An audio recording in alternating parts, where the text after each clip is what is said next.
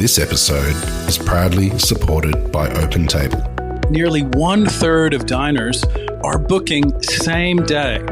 So they're making those decisions on the spot. And 10% are making their bookings within just a few hours. And so it's why it's so important to have booking software like OpenTable, which allows your diners to discover you. And so when restaurants are on platforms like OpenTable, they're much more likely to be discovered. We help diners to connect to restaurants. Ultimately, having technology, using technology, helps you to reattach to those diners. Experience the power of OpenTable. For an exclusive offer, visit restaurant.opentable.com.au/DITW. You can't get much better than just literally sitting on the deck with a fresh split cooked lobster, fresh crunchy bread and a salad. I mean, that's a whole afternoon right there. Just add the wine. This is Fishtales, a seafood podcast. I'm John Susman. Making a career change from being a corporate manager to becoming a fisherman is a significant transition that can be both exciting and challenging. The decision to switch careers is often motivated by a strong desire to pursue a passion and live a more fulfilling life, such as being drawn to the ocean. The first step in the process of changing careers is to assess the skills and knowledge that you currently possess and how they align with the new career. In the case of becoming a fisherman, it's important to have a basic understanding of the ocean and fishing practices, as well as physical strength and endurance. If necessary, additional training or education may be required to ensure success in this new career path. The next step is to research and network within the industry to gain a better understanding of the day-to-day realities of being a fisherman. This can include learning about the various types of fishing, regulations, equipment, and market trends.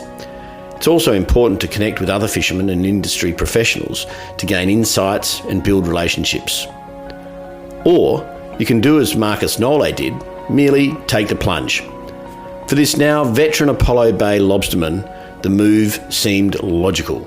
Hi there, my name's Markus Nolle. I am based in Apollo Bay on the southern coast of Australia, smack bang in the middle of the Great Ocean Road. We actually had a holiday house just outside of Apollo Bay and we're enjoying that enormously. Always loved the coast and being near the ocean, in and on and under the ocean. And we were just walking down at the Apollo Bay harbour one day and there was a gorgeous traditional little crayfishing boat sitting there and I had a cardboard sign in the window and it said, "For sale, boat plus licence plus quota." And I just looked at that and I thought, oh, what? My life could be so different. And what do? Do I do nothing and then wonder on my deathbed what life could have been? Or do I buy this boat and become a rock lobster fisherman? So I did the obvious thing, really, which was I bought the boat and became a rock lobster fisherman. Well, yes, it's a bit odd, really. I've actually got a background sort of in IT and in business sort of transformation. I've worked all around the place, overseas, and with a lot of sort of big corporations, everything from the Australia Post to the banks to some of the oil and gas companies overseas, actually, back in the day. So it was a big departure from my working career. But as I say, I've always loved the water and the boat. In fact, when we came back from living overseas for 5 years, rather than do the responsible thing and buy a house and start a family, my partner and I, we bought a yacht and went sailing for a couple of years. So clearly there's a drawing of the sea that's pulling me out there. For a new entrant into the fishing industry, the early days can be challenging but also exciting. It involves learning the basics of fishing practices, regulations, equipment and market trends, as well as developing physical strength and endurance. Building relationships with other fishermen and industry professionals is also important. Additionally, adapting to the lifestyle changes of working long and irregular hours and spending extended periods away from home may be necessary. However, the satisfaction of providing fresh lobster for the Apollo Bay community and contributing to the local economy can be a source of pride and fulfilment. It was pretty challenging, John, not surprising. I mean, whilst I had the boat handling skills and all of that side of things squared off, obviously I'd never been a commercial fisherman before, so there was an awful lot to learn and a lot of trial and error, really. One of the key factors, and I was really fortunate, not initially, because when we first started fishing, everyone, like all the local fishermen, thought that we were completely crazy, and of course no one would come fishing with me. So it was me and my wife. So we would go out and we would fish, and after months, if not a year or so, the local fishermen sort of thought, oh well, they do actually come home, so that's something. And then the son of the chap that I bought the fishing boat from, he decided that he would finally come out with me, and which was great. So he'd had a whole life, fishing on the sea, and he was just a fantastic decky. And so once I got Glenn on board, that was really helpful, just in learning sort of the real technicalities and crafts of that type of fishing. And it was great. And so we had a really good partnership for quite a long time there, and happily fished the southwest coast here. So, but you know what, you can fish your whole life and still there's still something to learn. There's a lot to know, and things are always changing out there, as we know. It was actually I still remember that sort of first time pulling up the pots and actually seeing those beautiful red creatures there.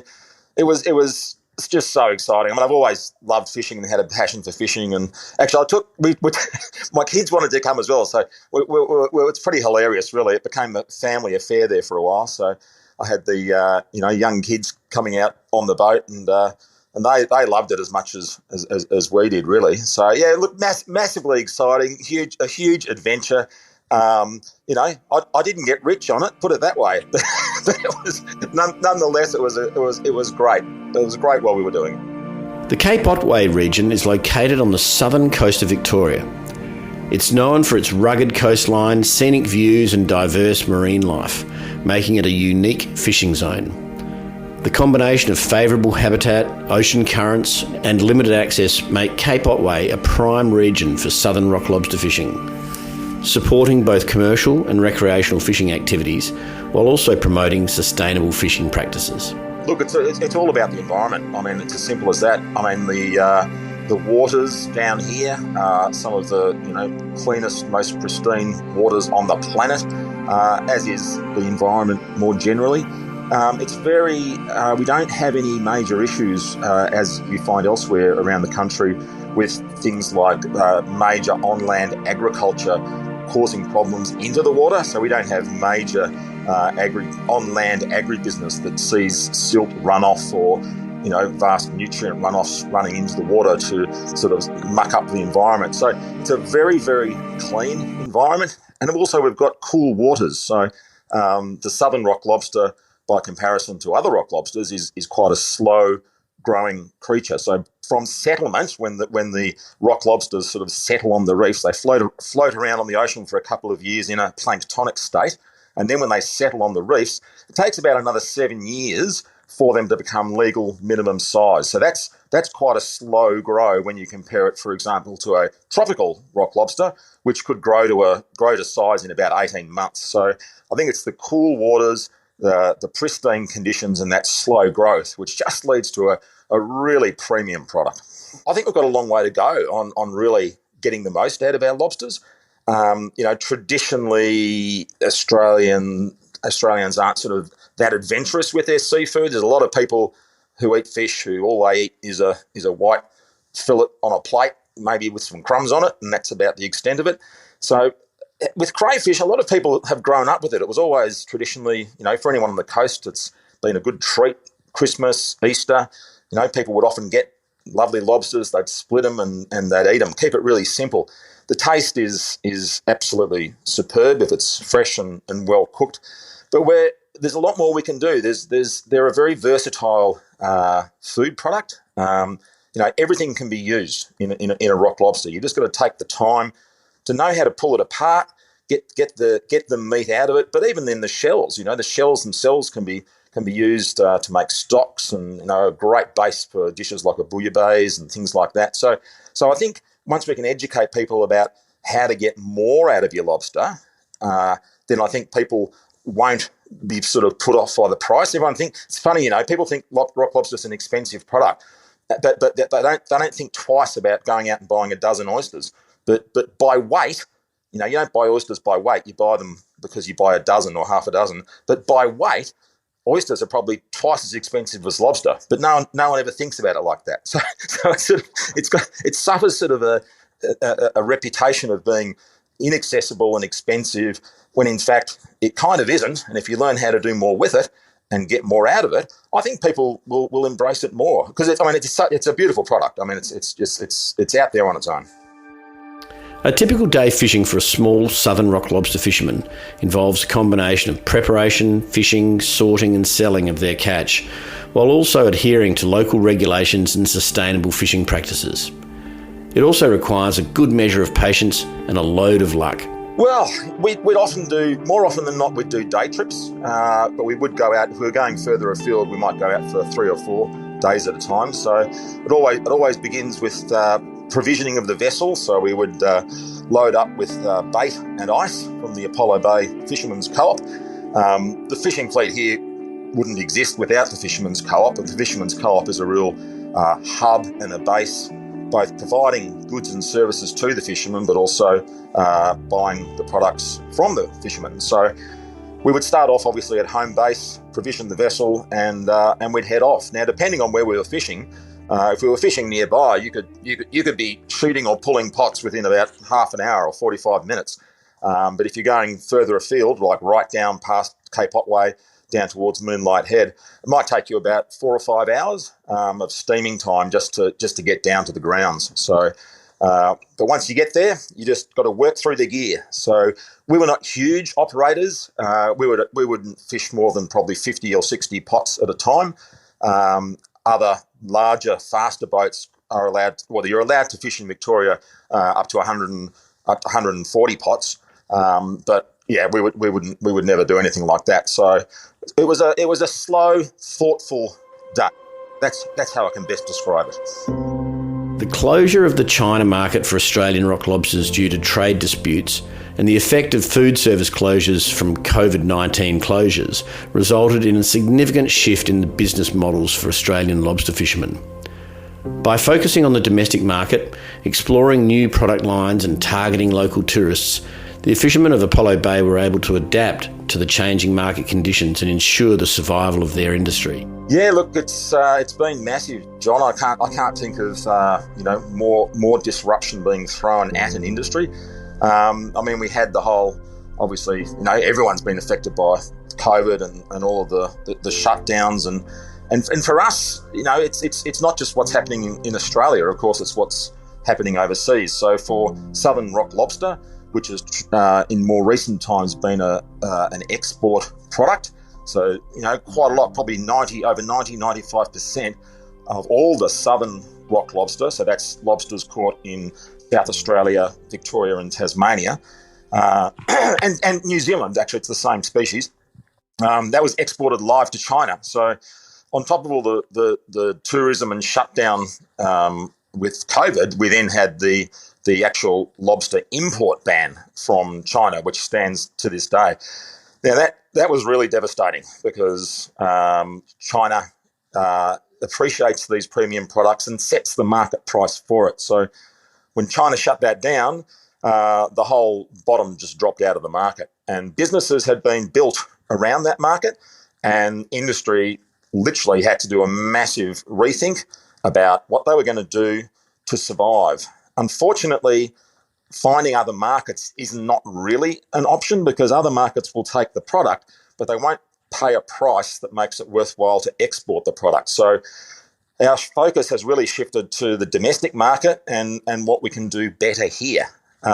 Fortunately for us in Victoria, we actually don't produce a huge amount. Just by way of comparison, the total amount of Southern Rock Lobster we catch each year here in Victoria is probably in the order of, say, 300 tonnes. If I compare that to Western Australia, where they've got Western Rock Lobster, and they're producing about 6,000 tonnes, and they've got a lot less mouths over there to put that tonnage into, they're facing bigger problems than we are in terms of what to do with product. I mean, we've got great tourism here. It's starting to come back. I mean, we should be eating all this product right here at home and exporting the experience. And that's what we're trying to focus on. Interestingly enough, in the years preceding COVID and then the shutdown in China, we had already recognised that, there was a high risk with having so many of our eggs in the one basket with China, so to speak. And we had really already embarked upon a sort of marketing and promotion effort to better promote what we've got here and promote the local consumption of it. So we had ironically already sort of started on that journey to de-risk the business. And then, of course, COVID and the China shutdown, it really just accelerated that. So we're sort of just progressing with a strategy that we sort of already had in place. And with the right sort of support, because we're fortunate we're in a tourist hotspot here on the Great Ocean Road, I think the future looks really good for us in that we can really tap into that. It's the foodie experience. There's a lot of people who are really interested in food and where it's come from, and they really want to go to those places and have a great experience. Now, we can offer that with the right support, and that's going to be a win-win, a win for the fishermen and also a win for the state of Victoria. Through a combination of effective management practices, favourable environmental conditions and ongoing monitoring and research, the Victorian Southern Rock Lobster fishery remains healthy and sustainable. Well, interestingly enough, slowly over time the fishing has actually been improving. So when I first started, the CPUE, or the catch per unit effort, which is like a pot lift average, depending, it varies seasonally, of course, but we were always hoping that we might get to a 1 kilo per pot lift scenario. And if you wind the clock forward about 15 or 16 years, in the western zone of Victoria, that's what we're actually seeing now. We're seeing catch rates of up above a kilo a pot lift, which is really fantastic, because we use that from a fisheries management perspective as a proxy for the biomass. So that sort of tells us that we're doing the right things in trying to improve the stocks in the ocean. But it's a challenge because, we're working against the oil and gas industry and the damage that's done with seismic testing in particular. So it's a bit like trying to fill a bathtub when you haven't got a plug in there. You'll get there eventually, but you're going to waste a lot of water along the way. I'm a sort of a half glass full kind of guy. I've always thought, despite all the challenges, that there is still a great future for fisheries here in the state of Victoria and elsewhere around Australia. I think we have to get smarter about how we do things. As an Australia-wide level, we're still only just starting to kind of get a little bit better coordinated. I mean, we've got Seafood Industry Australia now at the national level. We've got peak bodies at the sort of state level, but they're not really as vertically integrated as well as they should be. And I think we've got to, and this is really a spin-off from sort of country of origin labelling, but we've got to, if we don't promote and market our products better and explain to the consumer the difference between the fresh local product and other products of unknown origin, people aren't informed enough to make a choice. I mean, you can go to a discount store and buy a $4 t-shirt, or you can go to your local market and get a handcrafted, hand-printed, organic cotton t-shirt made in Australia. It'll cost you $50-$60. Now, people do that and they get the difference.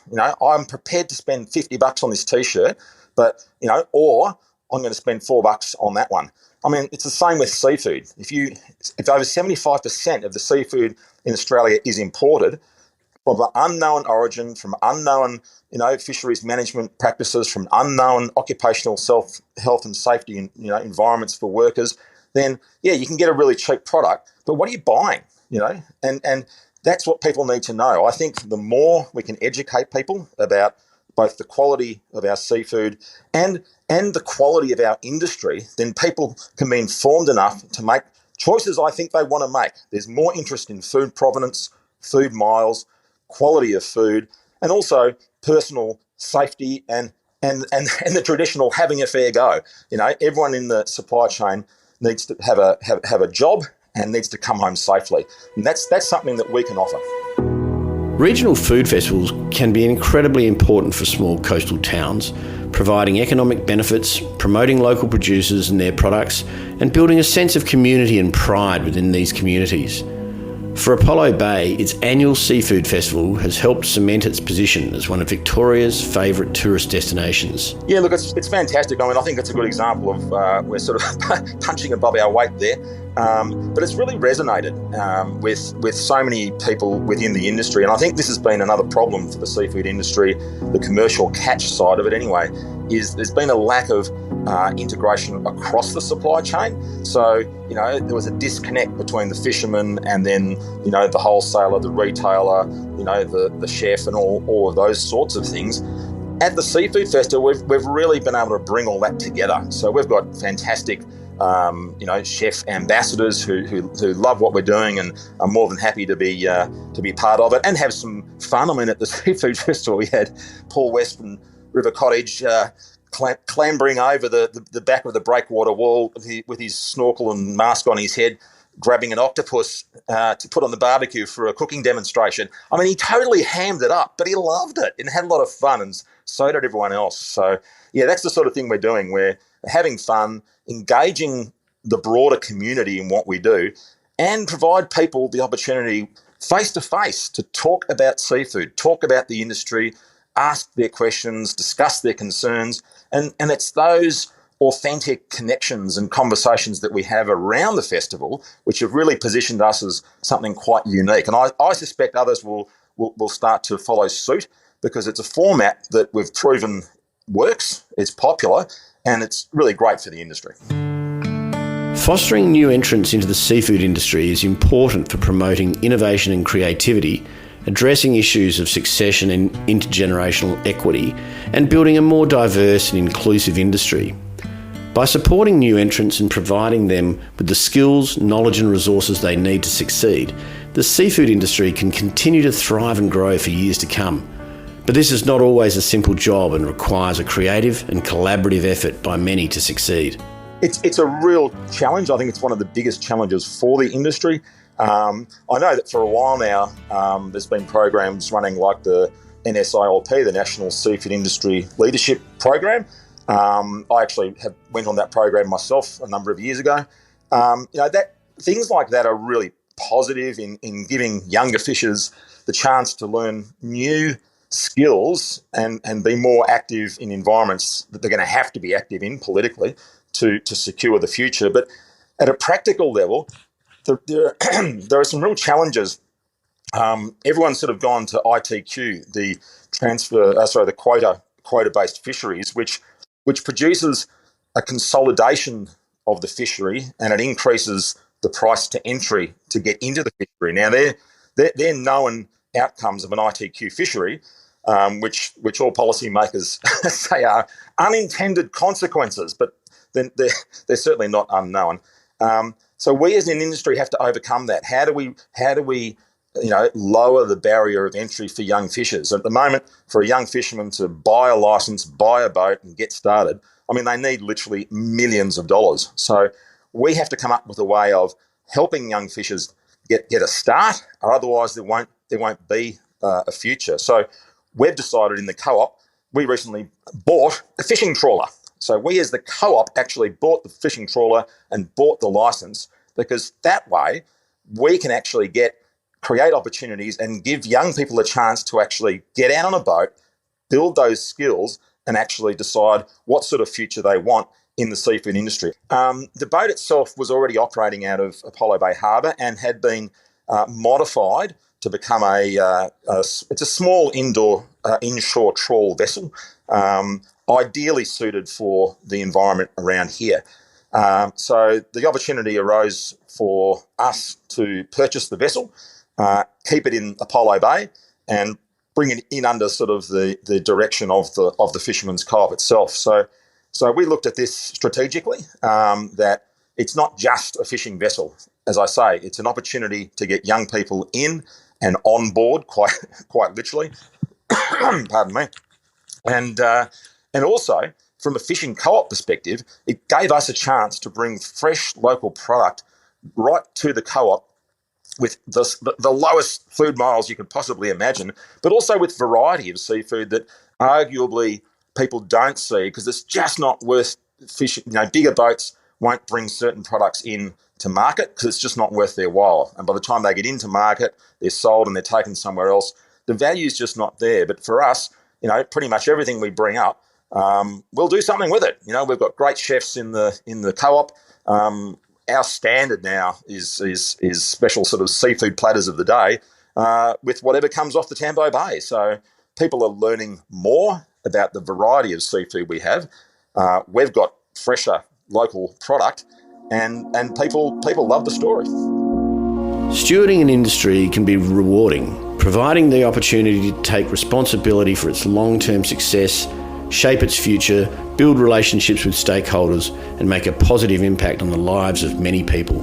It always started, and I guess it will always end with the ocean. I've always been mucking around, as I said, near it, on it, in it, under it, and I think that's the thing. That intersection of ocean and sea. I've always lived my life in that zone, that literal zone, and it's magnificent. You never get sick of it, and I think it's something that I'll do for the rest of my life. Despite the challenges, the decision to pursue a career as a fisherman for Markus Nolle has clearly been rewarding. For him, his first love of the ocean offers a sense of freedom and connection to nature that can be difficult to find in any other career. Combining his corporate managerial experience has been a benefit to his business, but more broadly to the fishing community of Apollo Bay and the Victorian rock lobster fishing industry. He is a seafood leader whose passion, experience and commitment is a constant inspiration to all across the seafood industry.